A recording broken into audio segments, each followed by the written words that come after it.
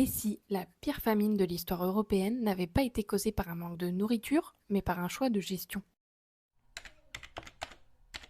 On raconte souvent la grande famine d'Irlande comme une catastrophe naturelle inévitable. L'arrivée du mildiou, ce micro-organisme qui réduit les récoltes de pommes de terre en bouillie noire. Mais derrière le fléau biologique se cache une réalité anthropologique et politique bien plus brutale, celle d'un système agricole conçu pour l'exportation du mépris de la survie. À l'époque, l'Irlande est le grenier de l'Empire britannique. Les paysans, maintenus dans une pauvreté extrême, dépendent presque exclusivement d'une seule variété, la Lompeur. Une monoculture totale, ultra productive mais biologiquement vulnérable. Quand le mildiou frappe en 1845, c'est tout le socle alimentaire d'un peuple qui s'effondre en quelques semaines. Pourtant, l'aspect le plus frappant n'est pas l'absence de ressources sur l'île. Alors qu'un million d'Irlandais meurt de faim et qu'un autre million prend le chemin de l'exil, les ports irlandais ne désemplissent pas. Sous escorte armée, des centaines de milliers de tonnes de grains, de bétail et de produits laitiers quittent le pays pour être vendus en Angleterre. On estime que sur l'ensemble de la période, l'équivalent de 4 millions de tonnes de nourriture a été exporté alors que la population s'éteignait. La famine n'est plus ici un accident de la nature, mais le résultat d'une politique de laisser-faire où les lois du marché ont primé sur le droit à l'existence. Le traumatisme est tel qu'il redessine définitivement le visage de l'Irlande. La population chute de 25%. Pour survivre,